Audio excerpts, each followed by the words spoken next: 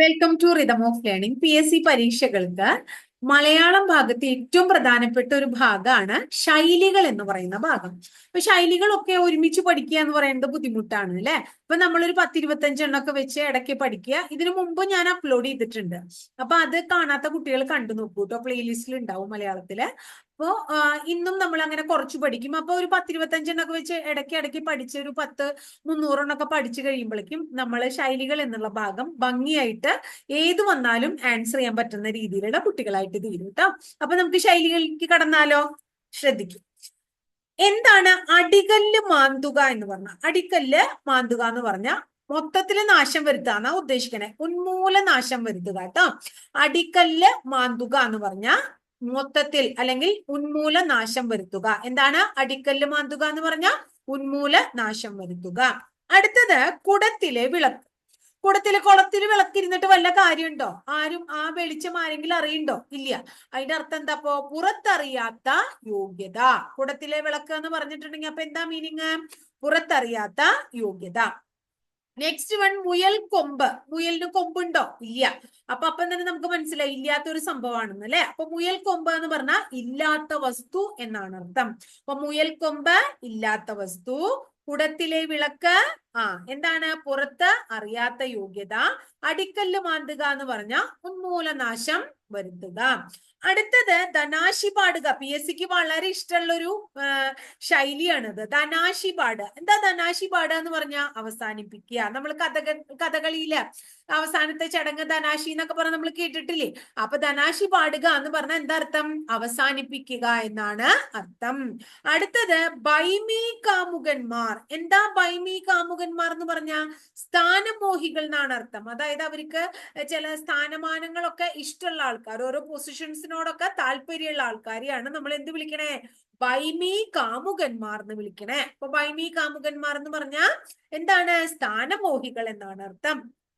അടുത്തത് നട്ടെല്ല് വളയുക. അപ്പൊ നട്ടെല്ല് വളഞ്ഞ ആളാണ് എന്നൊക്കെ നമ്മൾ പറയണ കേട്ടിട്ടുണ്ട്. എന്താ അതിനർത്ഥം? അപ്പൊ വഴങ്ങി കൊടുക്കുക എന്നർത്ഥം അല്ലെ.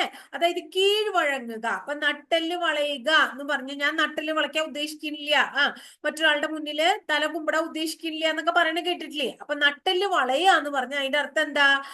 കീഴ്വഴങ്ങുക എന്നാണ് അർത്ഥം. അടുത്തത് കര പിടിക്കുക. എങ്ങനെയെങ്കിലും ഒന്ന് കര പിടിച്ച് കണ്ടാൽ മതിയായിരുന്നു എന്നൊക്കെ നമ്മൾ കേട്ടിട്ടുണ്ടാവും അല്ലെ. കര പിടിക്കുക എന്ന് പറഞ്ഞാൽ എന്താ അർത്ഥം? അപ്പോ രക്ഷപ്പെടുക.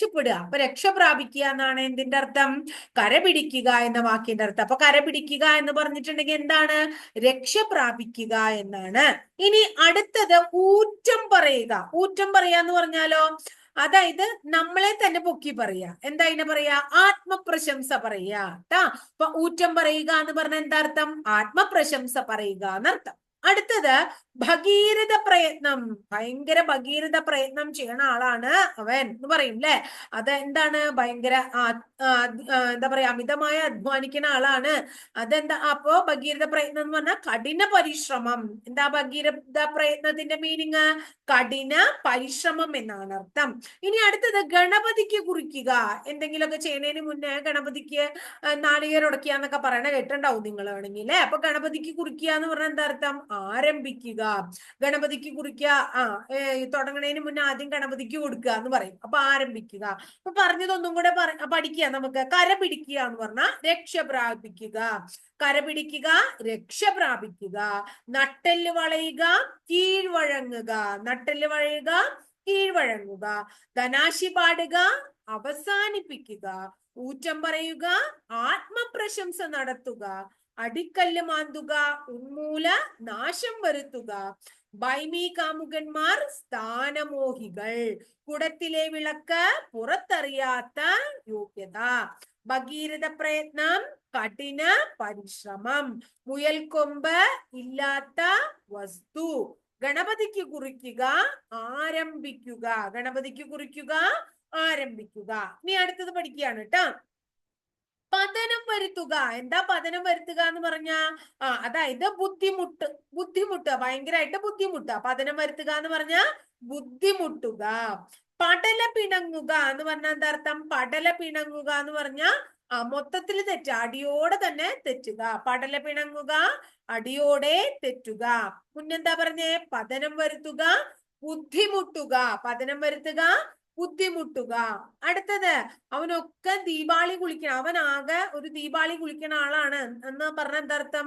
ധൂർത്തടിപ്പിച്ച് നശിപ്പിക്കുന്ന ആളാണെന്നാണ് അർത്ഥം. അപ്പൊ ദീപാവലി കുളിക്കുക എന്ന് പറഞ്ഞാൽ ധൂർത്തടിച്ച് നശിപ്പിക്കുക എന്നർത്ഥം ട്ടാ, ധൂർത്തടിച്ച് നശിക്കുക ട്ടാ. ഇനി കാർക്കോടക നയം. എന്താ കാർക്കോടക നയം? അതായത് നമ്മളെ ആരെങ്കിലും ഹെൽപ്പ് ചെയ്തിട്ടുണ്ടെങ്കിൽ അവരെ തന്നെ നമ്മൾ ഉപദ്രവിക്കുന്നതിനെയാണ് കാർക്കോടക നയം എന്ന് പറയുക. അപ്പൊ രക്ഷിച്ചവനെ ഉപദ്രവിക്കുന്ന നയമാണ് കാർക്കോടക നയം. അപ്പൊ കാർക്കോടക നയം രക്ഷിച്ചവനെ ഉപദ്രവിക്കുന്ന നയം. കാർക്കോടക നയം രക്ഷിച്ചവനെ ഉപദ്രവിക്കുന്ന നയം. ഗുളികകാലം. എന്താ ഗുളികകാലം? ഗുളികകാലത്തിന്റെ കാര്യങ്ങളൊന്നും ചെയ്യണ്ട എന്ന് പറയും ചിലര്. അപ്പൊ ഗുളികകാലം എന്ന് പറഞ്ഞാൽ അശുഭകാലം, സമയം നല്ലല്ലാത്ത സമയം, ഗുളികകാലം അശുഭകാലം. അപ്പൊ 60-ാം കാലോ? 60 വയസ്സായി എന്നൊക്കെ പറയുമ്പോ എന്താ അർത്ഥം? നമ്മൾ കുറച്ച് ഏജ് ആയി. അപ്പൊ എന്താണ്? വാർദ്ധക്യകാലം. 60-ാം കാലം എന്താണ്? വാർദ്ധക്യകാലം.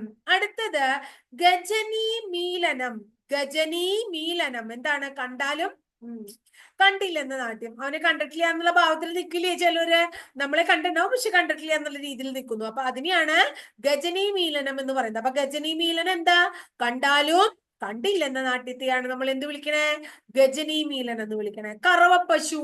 എന്താണ്? അവൻ അവിടുത്തെ കറവ പശുവാണ്. അതായത് മാക്സിമം അവനെ ഉപയോഗിക്കുക എന്നാണ് അതിനർത്ഥം. ലാഭകരമായ വസ്തു. കറവ പശു എന്ന് പറഞ്ഞാൽ ലാഭകരമായ വസ്തു. കറക്കണ പശു എന്നല്ലേ സ്ഥിരമായിട്ട് പാല് കിട്ടണുള്ളൂ? അപ്പോഴേ അതിൽ നിന്നല്ലേ നമുക്ക് ലാഭമുള്ളൂ. കറക്കാത്ത പശുവിന് ലാഭമുണ്ടോ? ഇല്ല. അപ്പൊ കറവ പശു എന്ന് പറഞ്ഞാൽ എന്താ അർത്ഥം? ലാഭകരമായ വസ്തു. ശതകം ചൊല്ലിക്കുക. എന്താ ശതകം ചൊല്ലിക്കുക എന്ന് പറഞ്ഞാൽ? ശതകം ചൊല്ലിക്കുക എന്ന് പറഞ്ഞാൽ മാക്സിമം കഷ്ടപ്പെടുത്തുക ഒരാളെ ട്ടാ. അപ്പൊ ശതകം ചൊല്ലിക്കുക എന്ന് പറഞ്ഞാൽ കഷ്ടപ്പെടുത്തുക. അപ്പൊ ഈ പഠിച്ച ഒന്നും കൂടെ പഠിച്ചേ. ദീപാവലി കുളിക്കുക. എന്താ ദീപാവലി കുളിക്കുക എന്ന് പറഞ്ഞാൽ? ധൂർത്തടിച്ച് നശിക്കുക. ശതകം ചൊല്ലിക്കുക എന്ന് പറഞ്ഞാലോ? കഷ്ടപ്പെടുത്തുക. കറവ പശു എന്ന് പറഞ്ഞാലോ? ലാഭകരമായ വസ്തു. അതുപോലെ തന്നെ ഗുളികകാലം എന്ന് പറഞ്ഞാലോ? അശുഭകാലം. കാർക്കോടക നയം എന്ന് പറഞ്ഞാലോ? രക്ഷിച്ചവനെ ഉപദ്രവിക്കുന്ന നയം. പതനം വരുത്തുക എന്ന് പറഞ്ഞാലോ? ബുദ്ധിമുട്ടുക. 60-ാം കാലം എന്ന് പറഞ്ഞാലോ? വാർദ്ധക്യം. പടല പിണങ്ങുക, അടിയോടെ തെറ്റുക. അടുത്തത് കടുവയെ കിടുവ പിടിക്കുക. കടുവയെ കിടുവ പിടിക്കുക എന്ന് പറഞ്ഞാൽ ബലവാന്മാരെ ദുർബലർ തോൽപ്പിക്കുക. നമ്മുടെ ആമയുടെയും മൊയിലിന്റെയും കഥ പറയണ പോലെ അല്ലെ? അതായത് ബലവാന്മാരെ ദുർബലർ തോൽപ്പിക്കുക. എങ്ങനെ ഉണ്ടെങ്കിൽ തോൽപ്പിക്കാം? ബുദ്ധി ഉണ്ടെങ്കിൽ തോൽപ്പിക്കാം. അപ്പൊ കടുവയെ കിടുവ പിടിക്കുക എന്ന് പറഞ്ഞാൽ ബലവാന്മാരെ ദുർബലന്മാരെ തോൽപ്പിക്കുന്നു. അടുത്തത് അഴകിയ രാവണൻ. ആരാ അഴകിയ രാവണൻ? പൊങ്ങച്ചക്കാരൻ. അഴകിയ രാവണൻ എന്ന് പറഞ്ഞാൽ പൊങ്ങച്ചക്കാരൻ അല്ലെ? അഴകിയ രാവണൻ സിനിമയിൽ മമ്മൂട്ടി പൊങ്ങച്ചക്കാരനല്ലേ? അഴകിയ രാവണൻ പൊങ്ങച്ചക്കാരൻ. മൂക്കിൽ കയറിടുക. എന്തിനാ മൂക്കിൽ കയറിടണേ? ഒരു പ്രായം കഴിയുമ്പോ പശുക്കൾക്കൊക്കെ അവ ഓടിപ്പോകുമ്പോ പിടിച്ചു നിർത്താൻ വേണ്ടിയിട്ട് അല്ലേ? അപ്പൊ നിയന്ത്രിക്കുക. മൂക്കിൽ കയറിടുക എന്ന് പറഞ്ഞാൽ എന്താ അർത്ഥം? നിയന്ത്രിക്കുക. ശതകം ചൊല്ലിക്കുക. എന്താ ശതകം ചൊല്ലിക്കുക എന്ന് പറഞ്ഞാൽ? വിഷമിപ്പിക്കുക. ശതകം ചൊല്ലിക്കുക, വിഷമിപ്പിക്കുക. അടുത്തത് 12-ാം മണിക്കൂർ. എന്താ 12-ാം മണിക്കൂറിന്റെ മീനിങ്? അവസാനത്തെ നിമിഷം. ഈ 12-ാമത്തെ മണിക്കൂറാണോ ഇതൊക്കെ പറയണേന്ന് ചോദിക്കും ചിലപ്പോ നമ്മൾ. ഈ അവസാന നിമിഷത്തിലാണോ ഇതൊക്കെ പറയണേ? ഇനി എവിടുന്ന സമയം എന്ന് ചോദിക്കണ പോലെ കേട്ടോ. അപ്പൊ 12-ാം മണിക്കൂർ അവസാന നിമിഷം. ഇരട്ടത്താപ്പ്. ഇരട്ടത്താപ്പ് എന്ന് പറഞ്ഞാൽ ഇരട്ടത്താപ്പ് കാണിക്കരുതെന്ന് പറയില്ലേ നമ്മള്? പക്ഷപാതം അല്ലെ? എന്താണ്? പക്ഷപാതം കാണിക്കരുത്. അപ്പൊ ഇരട്ടത്താപ്പ് എന്ന് പറഞ്ഞാൽ പക്ഷപാതം എന്നാണ് അർത്ഥം. എന്താണ് അർത്ഥം? പക്ഷപാതം. ഇനി അടുത്തത് കായംകുളം വാൾ. എന്താ കായംകുളം വാൾ എന്ന് പറഞ്ഞാൽ? ഇരുപക്ഷത്തും ചേരുന്നവൻ. കായംകുളം വാൾ എന്ന് പറഞ്ഞാൽ ഒരാൾ പറഞ്ഞു നീ പറയുന്നതാ ശരി, അടുത്ത ആൾ പറഞ്ഞു അപ്പൊ അവര് പറയുന്നതാ ശരി. അപ്പൊ കായംകുളം വാൾ എന്ന് പറഞ്ഞാൽ ഇരുപക്ഷത്തും ചേരുന്നവൻ എന്നർത്ഥം. ഏട്ടിലെ പശു. എന്താ ഏട്ടിലെ പശു എന്ന് പറഞ്ഞാ? ഒരു ഉപയോഗവും ഇല്ലാത്ത ഒരു സംഭവം, അതായത് പ്രയോജന ശൂന്യം എന്നർത്ഥം. ഏട്ടിലെ പശു പ്രയോജന ശൂന്യം. മേനി പറയാ. എന്താ മേനി പറയാന്ന് പറഞ്ഞാ? വലിയ വലിയ വർത്താനം പറയാ, വലിപ്പം പറയാ. മേനി പറയാ പറഞ്ഞാ വലിപ്പം പറയാ. ഇനി കേളി കൊട്ടുക. എന്താ കേളി കൊട്ടുക പറഞ്ഞാ? പരസ്യപ്പെടുത്തുക. കേളി കൊട്ടുക, പരസ്യപ്പെടുത്തുക. അടുത്ത ചരട് മുറുക്കുക. ചരട് കച്ച കെട്ടി ഇറങ്ങാന്നൊക്കെ പറയില്ലേ? വഴക്ക് ശക്തിപ്പെടുത്തുക. അപ്പൊ ചരട് മുറുക്കുക എന്ന് പറഞ്ഞാൽ വഴക്ക് ശക്തിപ്പെടുത്തുക. അപ്പൊ ഒന്നും കൂടെ പറയാ കേട്ടോ. ശതകം ചൊല്ലിക്കുക, വിഷമിപ്പിക്കുക, 12-ാം മണിക്കൂർ അവസാന നിമിഷം, മൂക്കിൽ കയറിടുക, നിയന്ത്രിക്കുക, അഴകിയ രാവണൻ, പൊങ്ങച്ചക്കാരൻ, ഇരട്ടത്താപ്പ്, പക്ഷപാതം, കടുവയെ കിടുവ പിടിക്കുക, ബലവന്മാരെ ദുർബലന്മാർ തോൽപ്പിക്കുക, കായംകുളം വാൾ, ഇരുപക്ഷത്തും ചേരുന്നവൻ, ഏട്ടിലെ പശു, പ്രയോജന ശൂന്യം, മേനി പറയുക, വലിപ്പം പറയുക, കേളികൊട്ടുക, പരസ്യപ്പെടുത്തുക, ചരടുമുറുക്കുക, വഴക്ക്, ശക്തിപ്പെടുത്തുക. അപ്പൊ ഇത്രയും ശൈലികള് ഇന്ന് നമ്മള് പഠിക്കുക.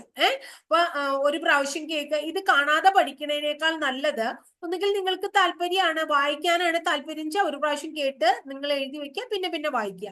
ചിലർക്ക് കേട്ട് പഠിക്കുന്ന എനിക്കും ഇഷ്ടമുണ്ടാവുക. അങ്ങനെ വെച്ചാൽ റിപ്പീറ്റ് ചെയ്ത് കുറച്ച് ദിവസം കേൾക്കുക. അപ്പൊ പിന്നെ നമുക്ക് എളുപ്പത്തില് എന്താണ് ഇത് നമ്മുടെ മനസ്സിൽ ഇങ്ങനെ തങ്ങി നിന്നോളൂ കേട്ടോ.